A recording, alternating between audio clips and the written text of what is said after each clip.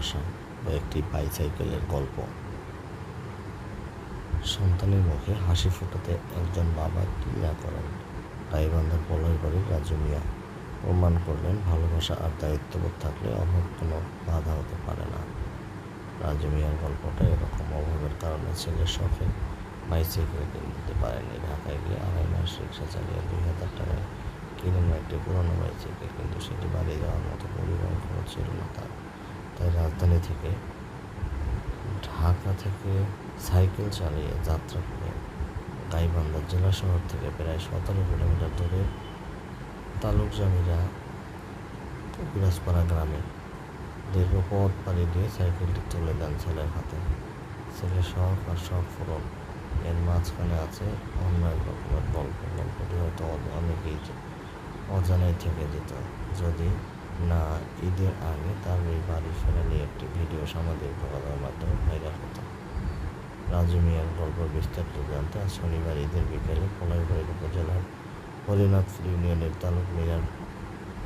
তালুকজামিরা কবিরাজপাড়া গ্রামে যান ওই প্রতিবেদক। সেখানে গিয়ে দেখা যায় চারদিকে আবাদি জমি, মাঝখানে ছোট্ট একটি টিনশেড ঘর। তার মধ্যে একটি জরাজীর্ণ একটি ঘর থেকে রাজু মিয়া আর একটি ছেলে মিলে। জরাজীর্ণ ঘরটি স্ত্রীকে নিয়ে থাকেন রাজু মিয়া।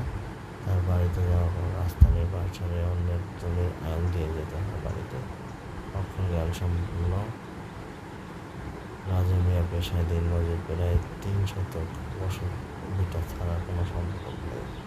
এলাকায় কখনো দিনমজুর করেন, কখনো রিক্সা চালান। তার 2 মেয়ে ও 1 ছেলে।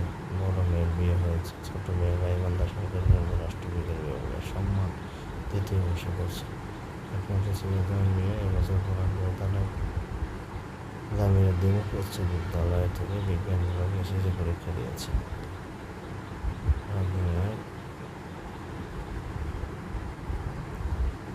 গল্প এই ছেলেকে ঘিরে নিজন হেঁটে বিদ্যালয়ে যাতায়াত করছে। তার কষ্ট দেখে 3য় শ্রেণীতে পড়ার সময় অমনোযোগ বাইসাইকেলটা ভাগ্য সাইকেল চালিয়ে তারপরে বিশ্ববিদ্যালয়ে আসা যাওয়া।